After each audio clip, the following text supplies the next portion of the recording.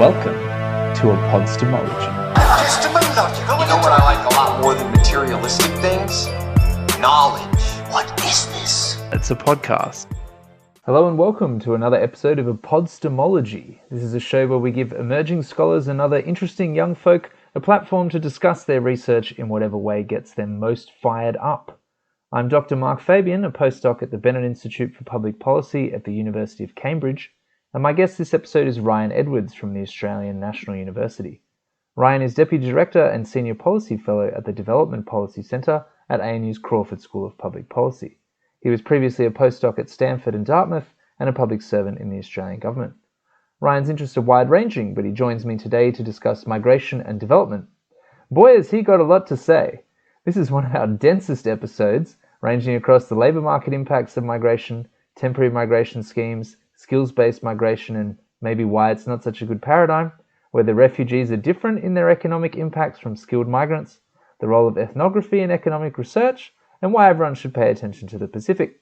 Stand by to get the full download. Epistemology? Epistemology. Hi, welcome Ryan Edwards to Epistemology. It's great to be here, Mark. So tell us a bit about what your research is, what gets you interested, motivated in the mornings. Oh, when I get up, that is. Most of my research is geared towards sort of understanding economic development and poverty. It's always been that way since my PhD, with a view to sort of have that understanding then help at least some people working towards more progress on both of those fronts. I'd say technically we tend to name our fields in economics. I'd say my main ones are probably development, labor, trade, and the environment. And then within that, my work probably falls into, I'd say used to be two, but now I'd say three main streams. So during my PhD and through my postdocs, almost everything was focused on natural resources and Indonesia and how resource dependence and particular crops and commodities intersected with poverty and human development and the environment. A big focus of that work was palm oil and forest fires and deforestation. There's a few papers that grew out of that. Then one of the last papers on there was a bit more of an economic geography type paper where we were trying to look at what establishing these new palm factories in the countryside did to the emergence of new economic activity. So you can think of these areas of previously not having much else going on. What happens when you go and make a big capital investment, and then what happens around there? What does this early stage of economic development look like? And then that sort of has made me say yes to a new project, which I'm actually really excited about, which is on firms. And then from saying yes to that one, I've started kind of working on a few more. And the main research questions there that motivate us is what are sort of the barriers that constrain the growth of small firms? Small firms being the ones that in developing countries employ most people. These are the firms with between 2 and 20 employees, but they really struggle with getting bigger than that. And so we want, this agenda is trying to really understand what's going on with these guys. And then that ties into, I guess, the third theme. So within the firm's work, we've got some work that's trying to look at how migration affects firms, both in sending countries and in receiving countries. And the third stream is largely focused on migration, in particular between Pacific countries and Australia. So that's in my new job. So some of this work looks at workers, some at households, some at communities, and hopefully in the next few months, even at the general public, some of the politics around it. And migration research, I guess, is one, when you say what gets me up in the morning, migration research was one that I've long wanted to work on when I was doing all the other stuff. So it was kind of cool that I fell back into it when I came back here from America. And it is, I guess, also a personal subject for me because my parents both came here from Northern Ireland. They're both, one of them Catholic, one of them Protestant. They get out of the Troubles. And I can just think just how wildly different my life would be if I was growing up in rural Northern Ireland, right? To growing up in Sydney and Brisbane. And then similarly, some of my most formative years were also abroad as an immigrant during the Trump era. So so it's nice to be sort of working on these issues as someone who has experienced certain aspects of it in some ways. And Pacific migration in particular is pretty rewarding because I'm not sure how well you or your listeners know the Pacific region, but there's really not much by way of domestic employment opportunities in the region. And migration is really key when it comes to generating employment, economic development and broader well-being. Like countries there that do better on most development indicators do have much higher immigrant shares. And a lot of, and in general, across those things, I've tried to, because it's they're quite disparate and not that closely related. I try and be selective in picking projects that I see as both like a high return in terms of new knowledge, but also in terms of policy impact and things that can get me excited, because as someone who is pretty easily distracted, staying motivated is pretty important. Yeah, I should say no to more projects, but yeah, that's generally the main things at the moment. And I'm pretty excited about the new ones, which means the key there is, I guess, trying to find a way to finish the old ones. Yeah, sure. Well, speaking of your old ones, because you're mentioning palm oil, I remember when we were both doing our PhDs together at ANU, you had this seminar about one of your palm oil papers. I think the one on like whether palm oil is good for the wages of low-income workers or something like that. Because I know that one of the sort of controversies in palm oil, besides the environmental effects and stuff, is that because it's very capital intensive and often run by these sort of big conglomerates, there's a claim, particularly among anthropologists, that it's actually not pro-development from a sort of employment and poverty reduction point of view. And I remember you gave this I thought quite impressive paper at the time, where you painstakingly assembled all this data from Indonesia.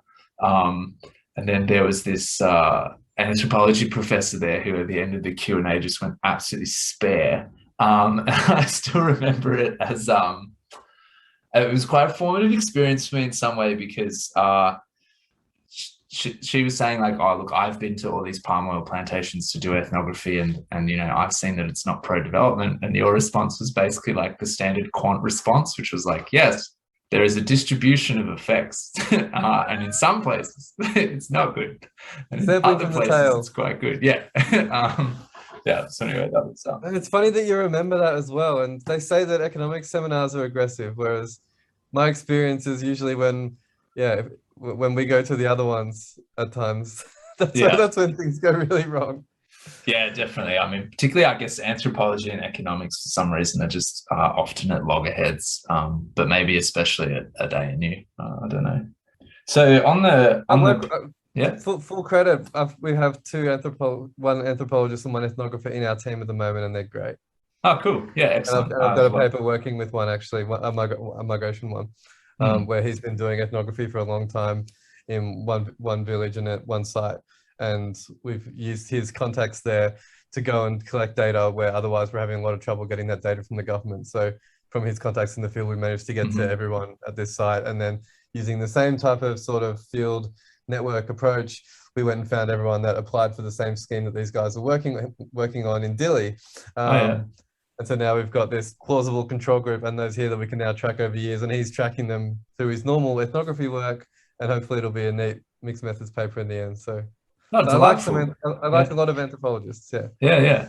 No, I have noticed that there is a bit of a turn in development economics to try to get more ethnographic work involved and to have these kind of more mixed methods type papers, which I think is quite exciting. And I think part of it now, I think, is also with sort of when we think about identification and causality, a lot of our non-experimental methods that we use rely quite heavily on understanding the institutional details to make that design credible.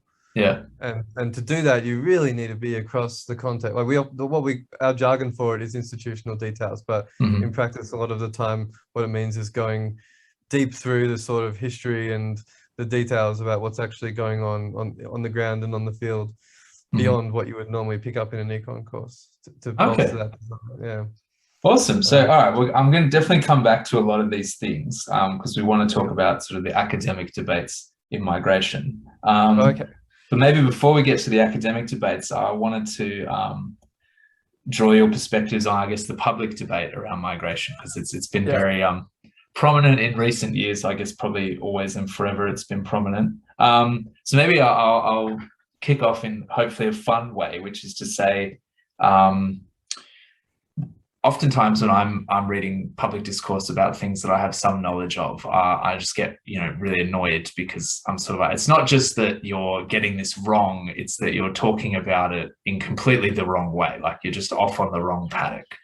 So my question to you is, in the public debate around migration, is there anything that you find especially annoying or irritating about how off base it is? Okay, give me a second. I'm not sure how deep you want me to go into each one, but I would say there's 5 particular things that I have really strong opinions on that front. Okay, great. First one, there is the straight out sort of the question, like the one about the impacts in receiving countries, right? On how migration affects employment, wages, fiscal impacts, and all other types of economic impacts. And yeah, you have people in the pro-migration camp, people in the anti-immigration camp, often there's a lot of nativist sentiments there, for example. And a lot of that, is really quite ignorant to the evidence, right? Like this is a debate now where if you talk to some of the best economists and you go through the literature, it's hard to say that there is still a debate there. We know that there's largely no effect, and if there is an effect, it's tiny. It's sometimes positive, sometimes negative, but it's more or less a null because there's a lot going on. No effects in terms of... So when people often talk about people losing their jobs, things like that, about wage impacts, a lot about this, it's not really a thing, right? Okay. And then on the flip side of this, a lot of this discussion motivating migration, including some of the stuff that we work on, is around skill shortages. Right. Which in practice, a lot of the time, like skill shortages, like as an economist, you probably will appreciate, it's kind of a dumb concept, right? Like we know that if you pay people enough, someone will probably take the job. We saw this in the mining sector in Australia, right, during the boom. Yeah. And then if the skills are short, particularly university, like skills do respond to the market, to the opportunities, and to the wages. And so over time, people do tend to adjust if needed. So there's a lot of issues with sometimes it's I don't like the idea of skill shortages. I find that a sort of nebulous and unhelpful concept. And then if you take that as being a problematic concept, then a lot of so much of how we think about migration is mapped towards us picking winners in terms of certain skills and certain sectors and all kinds of other things. And then a lot of this will starts to unravel, right, and become dynamically inconsistent when you're starting to think about stable medium-term policy settings. That's 2. Third, the brain drain. Yeah, it's not a thing, right? Brain drain is not really a thing. People still think it is, but it's not. There's most evidence suggests it's not. That people tend to respond to the opportunity to move abroad and accumulate more skills themselves. A lot of people do come back once they've moved abroad. Like there's all kinds of the concern that a lot of developing countries have about losing their best and brightest and all the brains going isn't really a thing. 4th, and this is something that someone reminded me of just on Twitter earlier this morning that I chucked in, was the notion that temporary migrants and guest worker programs are bad, that the workers themselves are something undesirable, that they're always exploitative, etc. There's a lot of reasons. I could go into that a lot further later as well. And then the 5th one, I guess, is something that I think gets teased out really nicely in some of Michael Clemens's papers, is the idea of economic migrants and refugees and how policy tries to disentangle between the two sometimes. Whereas in practice, we know that virtually like every migrant by definition is an economic migrant because of the price premium and the wage differentials across space, right? There's almost no one that moves that's not technically a economic migrant of some sort. And so it's really hard to disentangle the two. Whereas a lot of whenever they do these assessments, it does rely on people, some bureaucrat making a value judgment over whether you should get refugee status or whether you're an economic migrant type thing. Right. Okay, great. Well, but that's something. So I think all those things are really annoying when you see those things come up, and all 5 of them come up all the time, right? Like they characterize migration policy, and you do sort of roll your eyes because once you think about it a little bit or go through some of like people much smarter than me's work on it, you're like, wow, like that's really far from where we should be thinking about it. Sure. So where should we be thinking about it? Like where would you ideally like to see the public having a debate? Because, and I mean, so some of this might just be technical questions, but a lot of it would be normative issues as well. What are some of the things that you think that the public really needs to be involved in debating in migration policy? Ooh. Yeah, that's a hard thing to ask a technocrat, Mark. That's sure. Well, you can leave the normative questions out. But from a policy point of view, like where would you like to see the technocrats or the politicians or whatever engaging the public more? Where would be useful? Yeah, no, I've got some thoughts there. So I don't think it should be about whether we should have more or less immigrants. Mhm. And it shouldn't also be about what an optimal population size is, like where should we Sure. aim for our population to be? Because like if you're a development person like me, you know that most people, if you're just thinking purely about the individual, people on low income, people in poverty, the easiest way that you can reduce poverty is moving them to somewhere where they automatically are going to earn much more money for having the same skills and same education, right? So that's a no-brainer from a development angle. But then in terms of most of the domestic benefits, the medium-term gains, longer-term gains of immigration, if you look at the US, if you look at elsewhere, like most of them are overwhelmingly positive. And Australia's a small country. So I don't think, there's no question that we should have more. And you can read some of Matty Glazier's books. It's about a billion Americans or whatever, and some of the stuff like that, that sort of takes it to an extreme. And it also probably shouldn't be about infrastructure and social cohesion, and crime, and a lot of those other sort of dog whistle type arguments. I think the real migrant crisis is that we don't have enough. We don't have enough migrants. Yeah. Essentially. And so what I would love to see the public debate focusing on is things like, how can we, like across countries, reduce these sort of what we call spatial labor market frictions, like, and get more of it across countries as a first order issue, whether that's just regional, whether that's elsewhere. How can we get people to be able to move better to where they can earn more and be more productive, and improve their well-being and society's well-being? That's the first order issue, basically. And we know, like, we know this, like, if you were to abstract down from cross countries and immigration at large to just think of, say, intra-country migration, so people moving from urban to rural areas or from different spaces. A lot of the sort of subnational literature in economics is much richer than, say, the cross-country stuff. And we've got good models on that, and we know that the costs associated with labor market frictions, spatial frictions, are huge. That you can have huge gains from addressing these frictions, having people move. And then once you sort of expand that out to internationally, the gains there are many times that from trade. More of it is better. And if you're talking about skilled migration, I probably wouldn't offer too many opinions there, but the Grattan Institute recently did a nice report that I had the pleasure of having a read of before it was released. And I'd agree with most of the points in there. But that was focused on skilled, and a lot of I mentioned the skilled because one thing that I would quite strongly disagree with a lot of the proponents of skilled migration on is that we don't just need more skilled migration. We also need a lot more unskilled as well. And so people often will position the unskilled migration as a temporary scheme, whereas actually, I don't think that's correct. I think clarifying some of that might be a bit better. And then if we're going to focus on the unskilled, which is what I'm doing at the moment with our work on, say, the seasonal worker program, the Pacific Labour Scheme, some of these sort of Pacific focus schemes, which are a priority for the government at the moment. There's questions over how we can grow them, but how we can also make the sort of temporary options better as they are. Right now, there's kind of this dichotomy between unregulated schemes like the backpacker scheme, which are pretty rife with exploitation, but then at say you've got the seasonal worker program, which is also an ag program that offers longer stays, but at the same time it's an employer-led program, so the employers are pure monopsonists, right? It's like a visa-sponsored program like the ones that you and I had, and we had a lot more bargaining power when we went to work abroad. And so when you think about it from sort of a worker agency perspective, there's a big chasm there.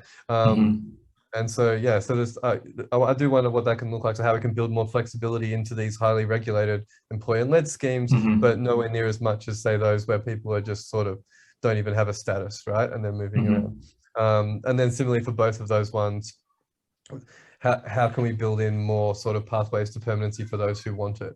The backpacker scheme has some interesting statistics associated with it. If you talk to immigration officials about it, one of the reasons they like it is that it's essentially a feeder program for our student visas, for a lot of the other ones that come in. I think 20 to 25% of them go on to some other thing and become permanent. Okay. So it's largely a sort of tester one, and they say that it not only lets sort of the government test who they want to come, but then it also gives the potential immigrants themselves a test of being here, and it helps to sort of screen that process, which I'm sympathetic to that argument. I mean, these schemes do have a lot of problems, but things like that are essentially feeder programs to help people move permanently, I think, are a good, important part of the architecture. But I've digressed. I haven't said what I think the main debate should be. Anything along those details I think is good. Okay, cool. No, that's very helpful. But Right. more of it. Yeah. Right now it's dark. With Yeah, COVID, sure. it's quite easy to see everything switching away towards shutting down borders. But yeah, it's now unclear which way it'll go. But Yeah, I mean, it's definitely right. an opportunity for a big digression, so maybe we shouldn't take it. But my sense from abroad, I guess, about sort of part of the reason why Australia has been quite so intense on its border closures and things, and so slow to open up, leaving aside how slow the government was to get vaccines and all those kind of bungles, is just that there has been kind of brewing anti-migrant sentiment in Australia for a long time. And Australians want to throw up the drawbridge. You know what I mean? I just feel like that's kind of deep in our psychology. It's been sitting under the, yeah. I would say it was latent there the whole time in a lot of ways. And so then when you give people like the politicians the opportunity, like some other reason to do it without saying we don't like immigrants and we're racist, then they jump at the opportunity, right? Maybe it'll turn out to be a good thing, because this is, I guess, as you say, like a relatively low cost opportunity to help people blow off some steam as far as migrants go, and then we can reopen the borders. But anyway, we'll see what happens. It's also been helpful in the sense that a lot of, like, it's quite clear how much shutting the borders has also, like, we know that it's helped with the virus protection, right? Protection from the virus, but at the same time, the economic costs of it with respect to students, towards travel, have been huge. Yeah, like, and separated families. We're highly reliant as a small country on economic and social mobility outside of our borders. And yeah, I think people have realized that now. And even within, and one way, I guess, to make people notice it as well was just how much people kicked up a steam about the lockdown in the state borders. Yeah. Which that's a microcosm of what it's like for people who have family abroad, right? That do want to go and see them. So maybe that's part of the reason why there's a little bit more understanding than there was a few months ago. Yeah, for sure. It has really turned a corner. So speaking of turning a corner, maybe let's change tracks a little bit here. So heading more towards these academic discussions, could you describe for us, like, how do economists think about migration compared to other disciplines? Maybe what can we learn from each other? Oh, yeah, okay. That's a good question. And I'd make 2 points. I guess the first one is that within what you would call you've got professional economists and you've got economists that go and get their bachelor's or their honors and work at Treasury or at the RBA or at banks and are still sort of economists. And their training's a bit different to those that don't have to go to grad school and do much more, and researchers, for example. And there's a real difference of viewpoints and even approaches, right? And you're reminded of this if you say you look at a productivity commission report or work that Treasury does on migration, even the more controversial stuff by the RBA that was based upon a chart pack, right, a while ago, where the chairman came out and said some controversial comments, and then the evidence behind that was essentially a chart, right? There was no hard evidence there. But yeah, so as opposed to if you were to talk to, say, like a labor, immigration, or development economist about these things, you would get quite a different story. So I just want to flag there's a big difference in how economists do it. But usually, no matter who, I guess, you were talking to, we would probably start from a point of trying to maximize welfare, right? That's sort of what economists try and do. And then depending on where that economist sort of sits in their professional space, it'll be whose welfare are we maximizing. So in the recent immigration report, I think Grattan closely followed what the PC did with a slight tweak to it. If you were to ask me who, I would probably be also wanting to place some weight on potential immigrants, because we know that people do come here and then they end up becoming Australian citizens, whereas a lot of the domestic agencies will just focus on the well-being of current Australians. So a very nativist perspective. So yeah, there's a question of whose welfare you want to maximize in the first instance. And so yeah, that's my first point. The diversity of viewpoints and sort of welfare maximization. Yeah. If we take that as a goal, and different people have different ways of wanting to get to that goal, depending on who your cohort of interest is, then you sort of get to a place where you sort of need to recognize that economics is now largely an empirical discipline, much more than it used to be. And I think it has improved. We still have a lot of issues with a lot of quantitative methods, but at the same time, there's been a lot of improvements. And we don't anymore just need to sort of rely on our first year principles and theory and go and sort of give a dogmatic, this is what economics says this will do type thing to something. We can develop a much more nuanced understanding of things, whether that be through like a mental model or a more formal model. Then we tend to take that to the data. And in the case of immigration in particular, several of these initial sort of more simple models have been rejected by the data. And then this leads us to update our models, get richer understanding. And this is all but to say that when I think we're thinking about migration and its impacts and how to maximize welfare, the evidence and the facts and the impacts really matter a lot. So it's much more, I guess, you're the one that is way more across these terms than me, but it's much more positivist, I guess, than a lot of the other disciplines. So we would tend to, like sort out the facts. Like, are we worried? Are we trying to make people better off? Yes. Okay. Who's going better off? Okay. This is how it will affect this person. This is what the average of the literature and these studies in this space say. And we're quite sort of structured, I guess, in how we approach some of those problems relative to other disciplines. And that's probably an opportunity to say that now, I guess, in terms of that evidence of being pro or anti-migration, I think it's now makes sense to think about it in a similar way to how we think about the trade literature. That we know that on average, it tends to be welfare enhancing with more of it, according to principles, but elsewhere. Migration is a bit more complicated in the sense that once you move people in, those people then generate increased demand themselves. Migrants do buy things, they're not just labor. And where was I going to go with that? But then there's distributional issues as well within that. So the effects are not always positive everywhere. And then those distributional issues, particularly across space, do need to be managed. And that's largely where the discussion on trade largely is as well. We know it's generally good, but we know that there's definitely winners and losers. And we just need to think through the sort of politics and policies around managing those winners and losers in a way that makes sense.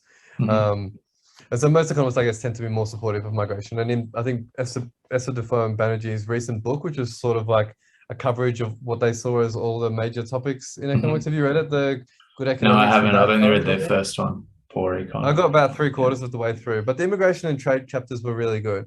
And their assessment, like, I mean, Esther has been the AER editor for the last, I don't know how many years. And so she's got a pretty good grasp of the literature and is very confident that on balance, the evidence suggests basically that the effect is nil, like it's zero, which then means you want to start deferring to sort of other principles and ways of thinking about it. And that's in terms of the local labor market, right? Like the reduced for local relative effect of this community having more migrants relative to some other community with less migrants, not the overall benefits of and the general equilibrium effects.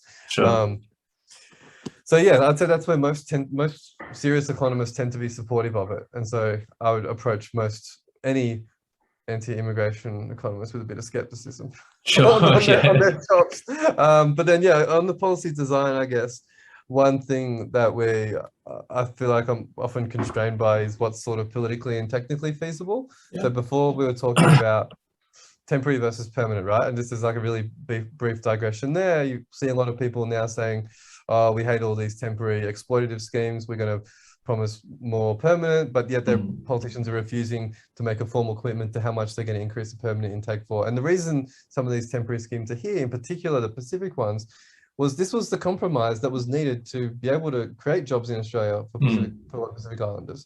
So a permanent one never would have got across the line domestically in the Pacific to start with, or in Australia. It had to be pitched as a temporary one. And now there's pathways, people do repeat stays. They're starting to build in longer term ones onto skilled trade visas and stuff.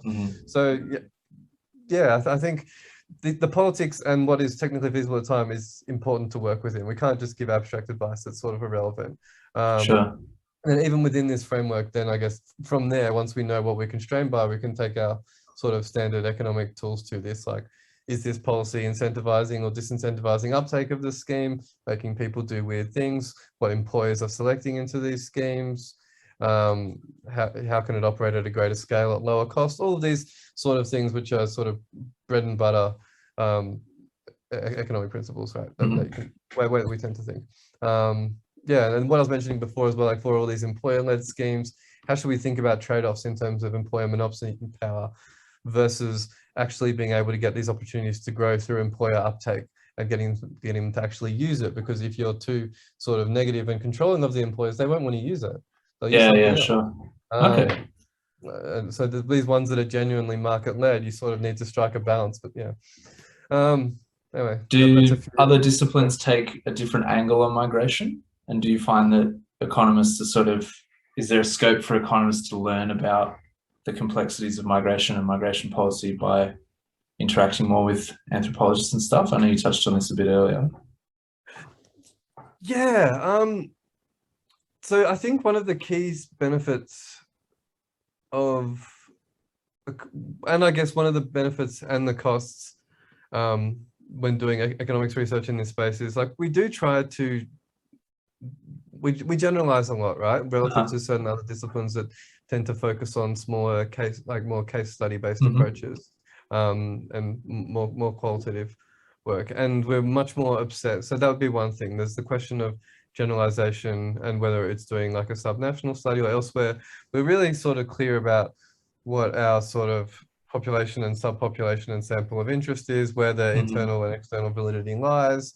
A lot of other disciplines do this as well, and it's relative, like they know it's relative to that particular site, and they're often trying to understand people's experiences and mechanisms and stuff.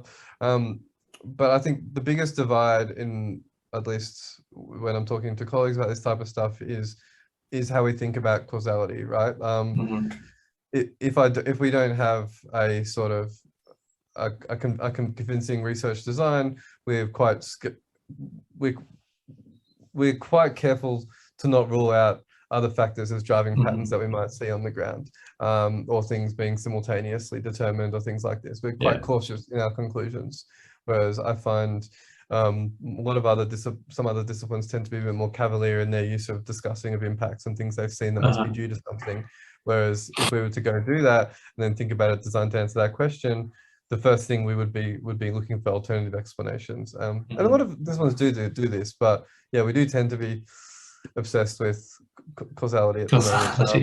And I think that yeah, that's largely been a good trend, and it's a strength relative to some other disciplines, because we know that some of these things, some of these other findings, at least within our own discipline, haven't held up when they're subject to more careful consideration and methods. And we use a lot of theory as well, which I think helps for transportability of problems. So if you are asking an empirical question, testing the data, and you know that it's sort of testing your theory about the way the world works, then that helps you generalize a bit more, because you are looking at some underlying behavioral underlying behavioral response.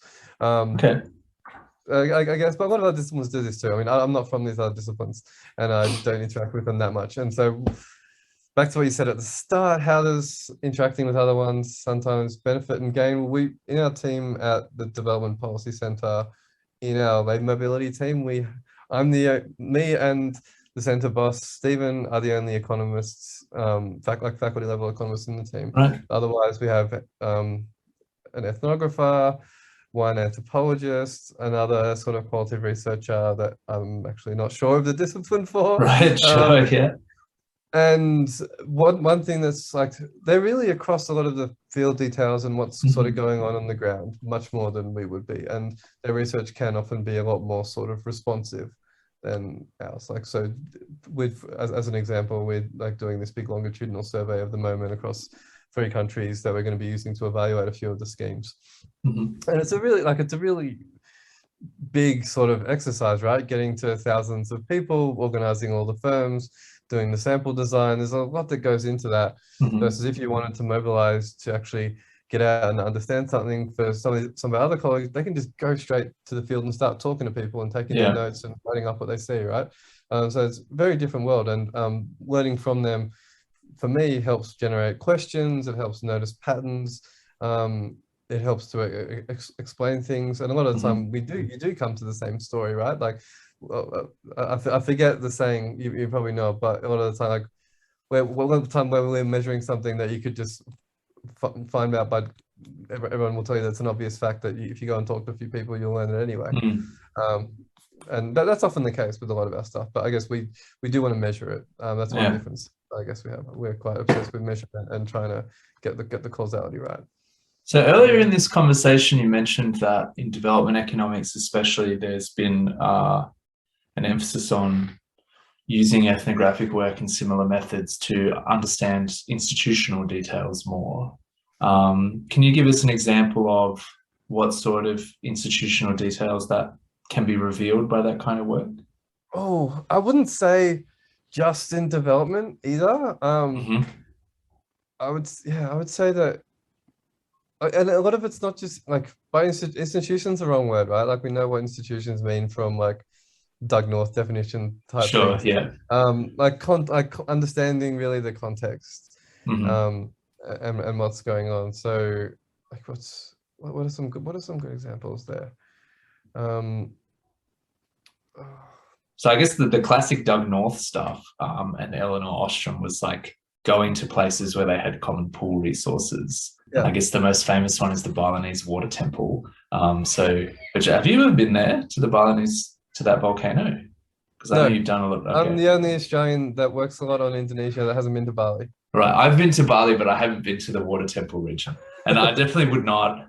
Bali was so unpleasant. Like I really love Indonesia, and we went off to a lot of the other islands nearby. But Bali, and especially the main beach of Bali, I think just makes you ashamed to be Australian, actually, because we've like totally ruined that with our tourist numbers.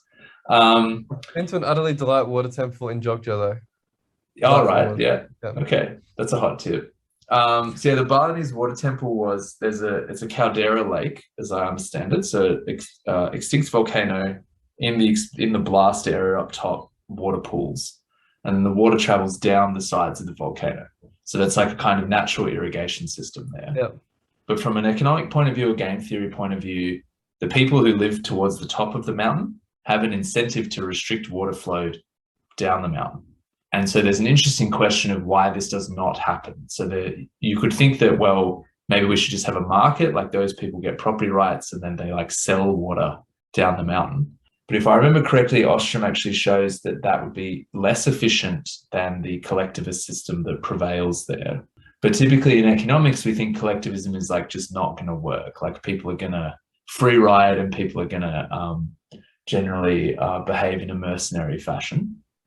And then there was all this anthropological work done on the Balinese water temple to show how complex rituals around a water-based religion on that mountain, where at the end of every sort of aqueduct, there's a little temple, there's a priesthood that manages the water up and down the mountain, that these kind of cultural practices allow people to use water in a more kind of altruistic or reciprocal manner that ultimately ends up being highly efficient. And I think it would be very difficult to write a model of that system unless you first went and did pretty serious ethnographic work there. Yeah, no, interesting. That's not the tangent I was thinking of, but I guess I agree with that. Sure. No, what I was talking about before was largely a lot of the time we rely on, like the last Nobel Prize that went out last week was given to Angrist and Imbers, and who was the third? I was going to say Kruger, but it's obviously not Kruger. So it's Guido Imbens, David Card, and Angrist, yeah. And Angrist, yeah.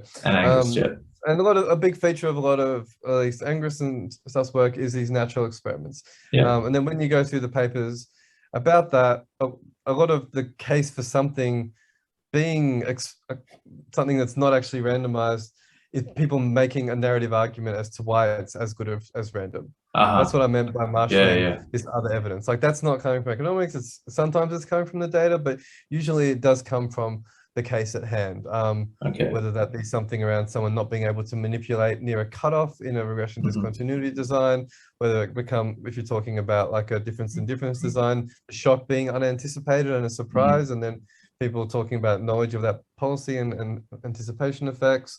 But even if you're using a sort of simpler design, like for our migration stuff at the moment, for example, we're studying the impacts of the Pacific Labour Scheme on sending households. So it's really classic sort of impact evaluation, where the treatment is participation in the scheme.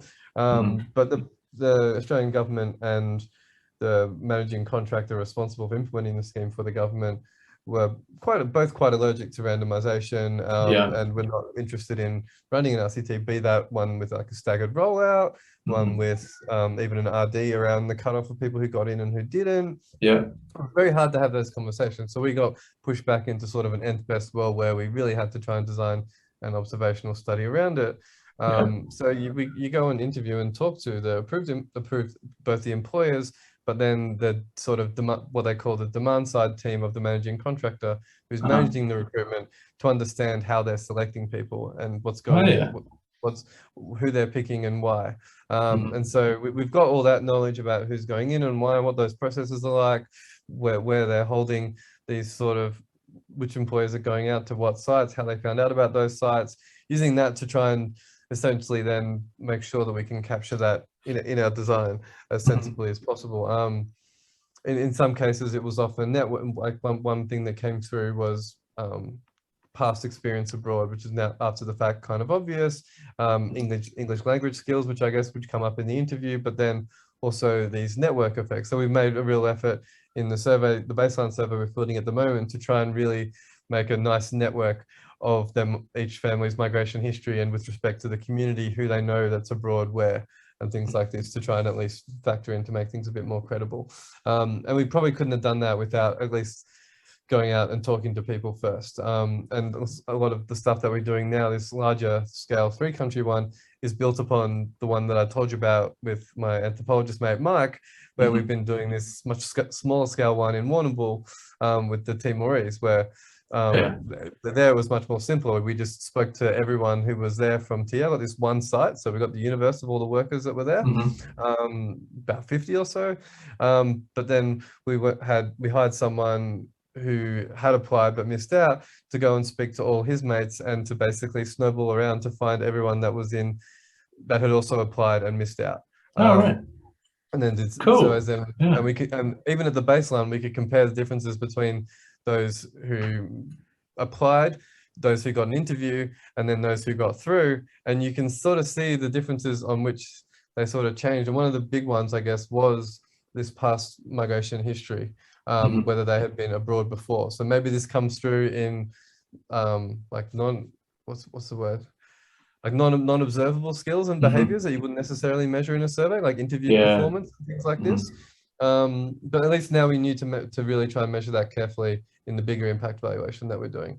But and a lot of that was sort of guided by Mike's original field work, and we wouldn't have been able to do the sampling or get to any of these communities and cohorts otherwise without sort of his field knowledge and spending time out in the community. Oh, that's really interesting. That's expanded my brain, that perspective on how qualitative stuff can work. That's great.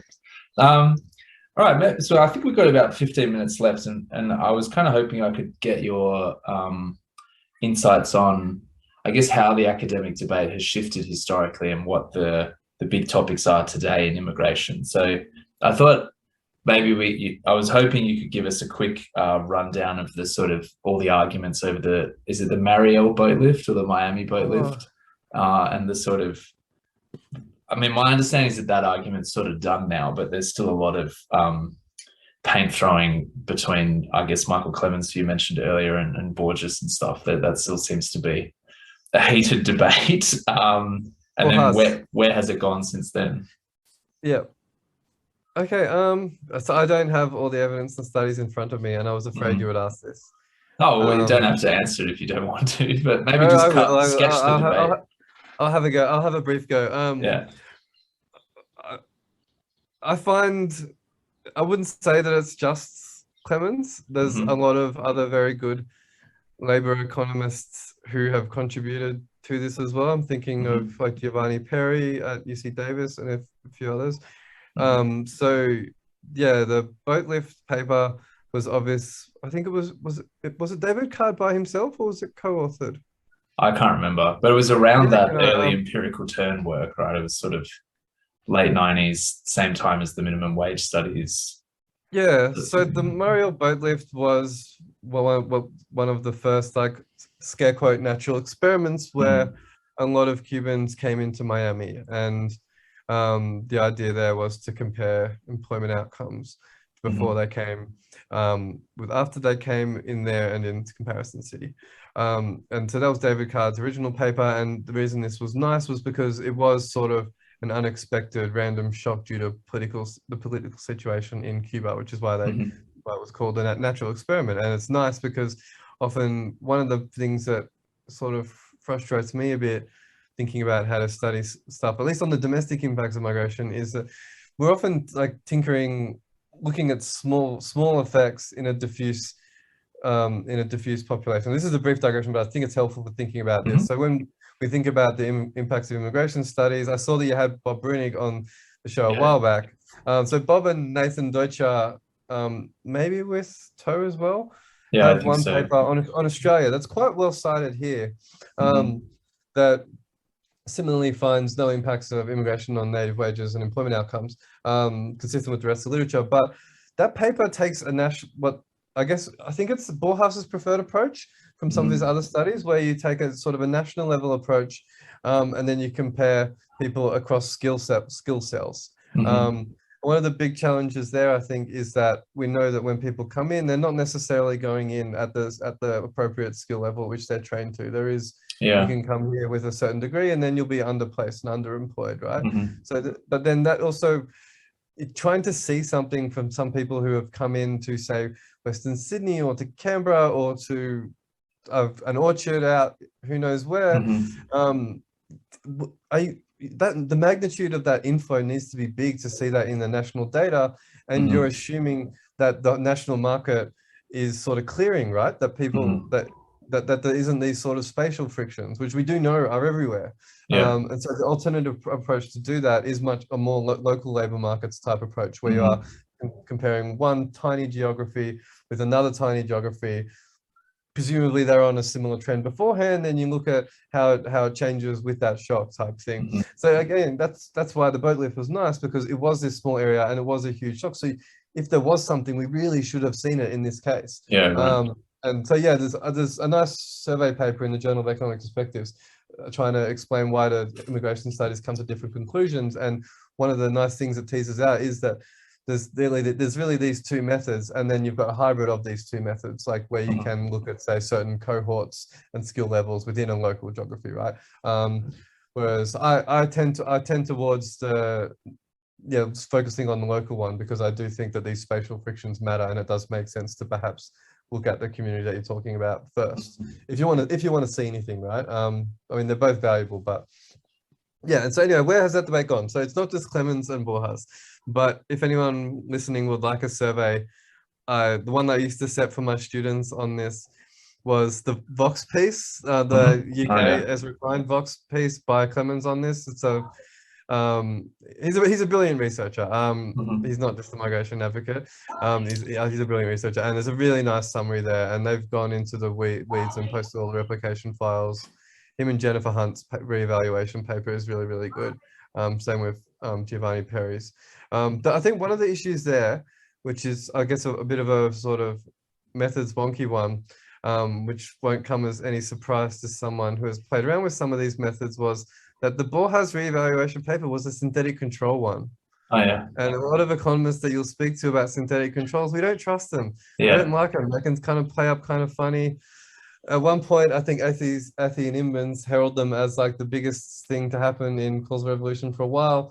Then everyone again got skeptical of them. Now I think that they're used in some places, but part of the issue that I think that was shown in, at least if you go between the Perry and the Borjas debate around how this synthetic control was being used, how the weights are being constructed. The one part was on how the weights are being constructed and what was going on with the inference around that synthetic control, right? Because it's a case study, you have to use exact inference and run permutation tests in order to do it, because you can't use normal frequentist statistics. You can't do the normal sort of, normal p-values and t-tests that you would normally do in a larger scale study. And so there was, I believe there was an issue with inference to start, but then there was there was an issue with the CPS sample and who was actually in it as well. Anyway, these papers go into that in a lot of detail. And if you, I haven't read them now for a while, so it's unfortunate you asked me to because you're on this data. But yeah. Michael, I think, does a really good. Michael Clements does a really good job in sort of summarizing where that got to, and it's nice on thinking through all those issues as well in terms of thinking about sampling and thinking about the research design and what to conclude. And there's the time effects as well, right? Like, yeah, here, whether it's a short run effect or a long term effect, or whether it would persist, these are, I think, really key questions when you're trying to set up these type of research questions. You still often see panel studies where people are looking at contemporaneous effects in the same year for a phenomenon that you wouldn't expect to have an effect for at least a couple of years, maybe even 10, right? Which is just a nonsense design because you're setting yourself up for a placebo. Anyway, that debate is about the impacts of immigration on native employment and wages. So what do immigrants coming here do for locals? What about us type thing, right? And it's within a particular locality and it's in the short term. And as you mentioned, I don't think that's any longer really a debate, right? Whenever you have last year's, maybe the year before even, the Nobel Prize winner Esther Defoe come out on national television on multiple things declaring that there's a no effect, and she's the editor of the journal's best profession. And when you go through these papers and see that, like, that's a pretty authoritative take on the state of the evidence. And it's not just that paper. I don't think, like, that paper was important for the reasons I mentioned, in that it was a really influential first study, and it did give us this nice case where there was a huge inflow in a concentrated market where we would expect to see it. And another nice feature of it was that they were mostly sort of low skilled, and so you could really focus on that cohort of interest there as well. But there's been other similar shocks like that in terms of, like, around, like, conflicts. I forget. There's been one on the EU. There's been a few other large. The EU one is the Balkans conflict, right? Yes, so yes, I definitely saw some papers, from Danny Bahar. Yeah, it's no longer just sumarial. There's a number of these papers that use different designs, some use similar designs, that do look at the effects of these large labor market inflow shocks, and they generally find the same. There's a nice one on Israel, and then there's all the ones that use various sort of panel techniques that are a bit similar to Bob's, that do the skill cell type thing as well. And the balance of that evidence does suggest that there's not really much of an effect, and if there is, it's usually small and negligible, and in the short term.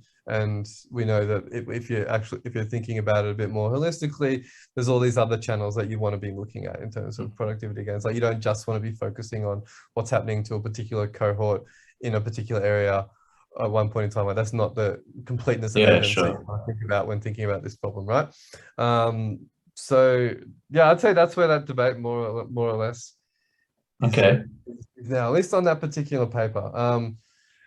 But you were asking I think that's a comprehensive answer to my question. My last question for you is I tend to ramble, man. You know. No, that's all right. I think there's a good rambles. So my last question, you've got about 5 minutes left, is that what can we learn about immigration from the Pacific?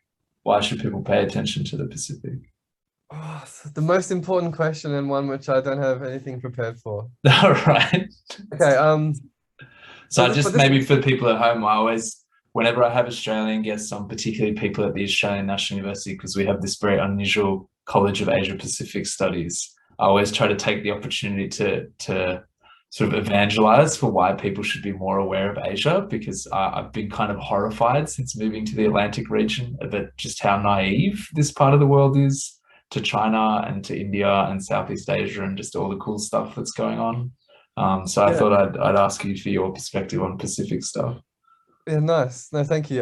The areas that I'll just expand on that with a little bit of a pro College of Asian Pacific CAP evangelization of my own. And like, when you're abroad, like, so many other, like, area studies as a discipline has been decimated the world over, right? I can think of another number of other prominent sort of area studies schools that have renamed their schools to get away from that branding. Whereas it was really built into ANU's sort of national mission as a national university to have this deep regional expertise, be that on Asia, be that on the Pacific.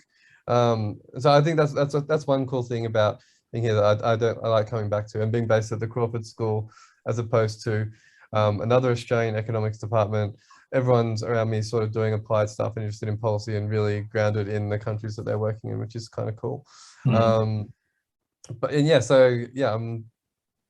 now largely focused on PNG and the Pacific, and enjoying that a lot. For those that are not familiar with the Pacific, we're talking 22 countries and territories of the region. Some are very, very small. Some of them are much bigger, with like Papua New Guinea, which is the most populous.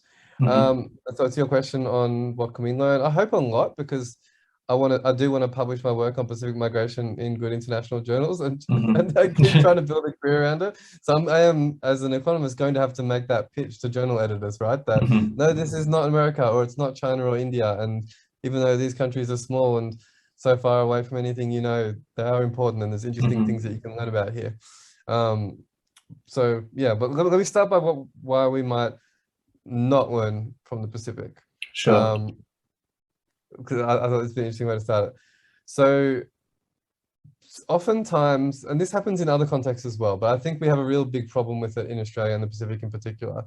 So the Pacific is definitely unique in terms of its remoteness, smallness, the structure of labor markets and economies, various institutional elements and other things, right? And we do this in Australian domestic policy as well. But this argument about uniqueness and context mattering holds for just about any other developing and emerging or rich country on the planet, right? So I tend to not buy into that too much. Like China's unique, Comoros is unique, and so forth. So like they all are. So sometimes when people try and protect their area studies turf, they do it in that type of a way. So I don't buy into that. And I do think there's a lot that we can learn from the Pacific. And in fact, in development economics, so one of my favorite researchers is David McKenzie, who's a lead economist in the research department at the World Bank. He more or less built his career on Pacific migration, including a number of influential studies with John Gibson. So there's one on New Zealand's recognised seasonal employer scheme, which our seasonal worker program is built on, which was published in the Review of Economics and Statistics. And that's one of the ones that sort of quantifies the economic gains from this temporary scheme to migrants, compares it against aid, compares it against investment. It's really carefully done, and it sort of made the case for these temporary guest worker programs as essentially a best practice development initiative of sorts, and really sort of quantified the gains. And they've got other ones where they look at things like the lottery that allows the Pacific Access category, which allows people to come to New Zealand through a lottery. And because it's a lottery and done randomly, you can compare lottery winners and losers to really see. There's a really nice chart where you can look at them before they leave their earnings, and then earnings the year after, and after that, and after that. And the really interesting sort of stylized fact that jumps out of that paper is that basically the income gain from migration happens the second you move. It's as soon as that new country comes, it's not cumulative over time. It goes up a tiny bit in the following years, but it comes from moving straight away for those migrants. And then I get Lant Pritchett and Michael Clemens and a few others have expanded on this on a really neat paper that took many years to publish on the place premium, also published in Restat, which I think does this for a number more countries and sort of formalizes this phenomenon about just how much you as Mark can get by picking the place to live where you can maximize your earnings for your given level of human capital, right? The disadvantage that comes conferred on you just by being born in a particular place and being constrained to stay there. And so anyway, all this stuff has been really influential in how we think about migration and development and come from the Pacific. There's a lot of other studies elsewhere, but yeah, I think to date, their work in particular has largely helped set the scene on this. So we can. So the proof by what's already been done, yes, we can learn from the Pacific. Going forward though, they've done a lot. What can we still do and what can we still learn?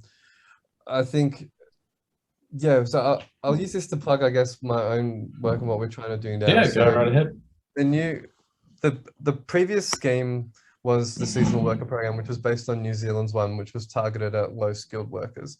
And being a seasonal one and being an ag one, it was quite short term and about 9 months, right? Like it's less than a year. It's geared around the agricultural season. Whereas the new program is called the Pacific Labour Scheme. It's between 1 and 3 years. They've just chucked on an extra one. It's semi-skilled, so it's a level up.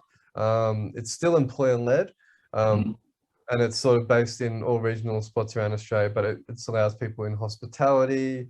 A lot of it is meat processing at the moment, tourism, all these sector jobs where people typically have trouble filling with domestic jobs, essentially, with domestic employees. And anyway, that's quite nice to look at, I think, from a research perspective, because there's not many schemes like these are quite common sectors abroad, aged care, disability care, where we do need workers from developing countries to come and help.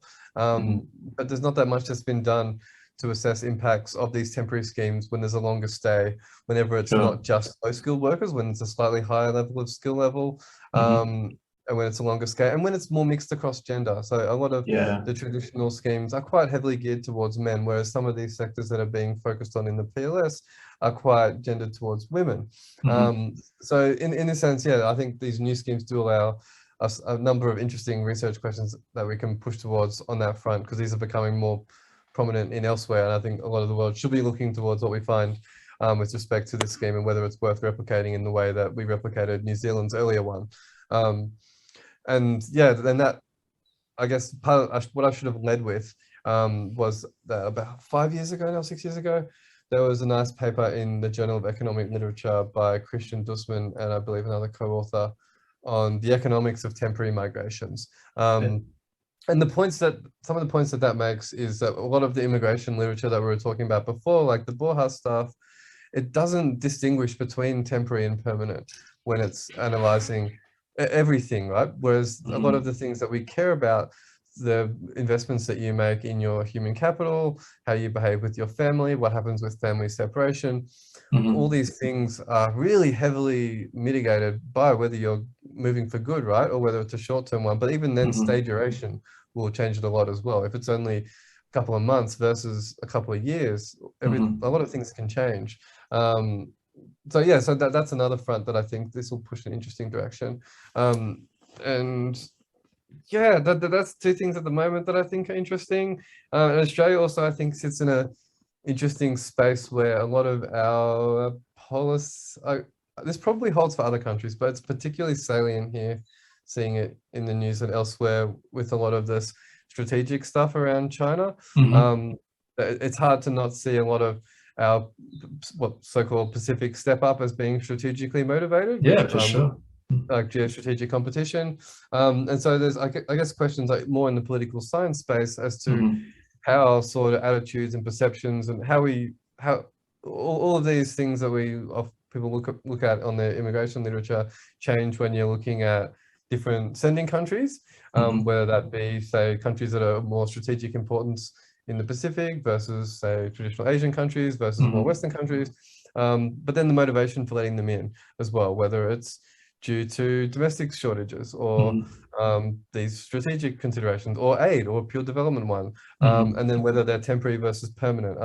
We're hoping to do like a large scale attitude survey in the coming months, because we haven't actually seen one done for Australia yet, similar to what's been done in the US and Europe, to try and unpack these things. So a lot of when I think about it, it hasn't been unpacked on these dimensions, the temporary versus permanent, the motivation for accepting, but then also the country dimensions. So as you were sort of alluding to before, I don't want to say that Aussies are racist, but I'm also not going to say that people are not. And at least in agriculture, there's often part of the motivation from, say, the national parties in trying to get this uncapped ag visa over the line was this, you'd often hear people talking about them thinking that like certain Asian countries were just much more agricultural, and they work because of this image of laborers out in the rice fields working super hard, which has these strong sort of, it's got these strong undertones to it.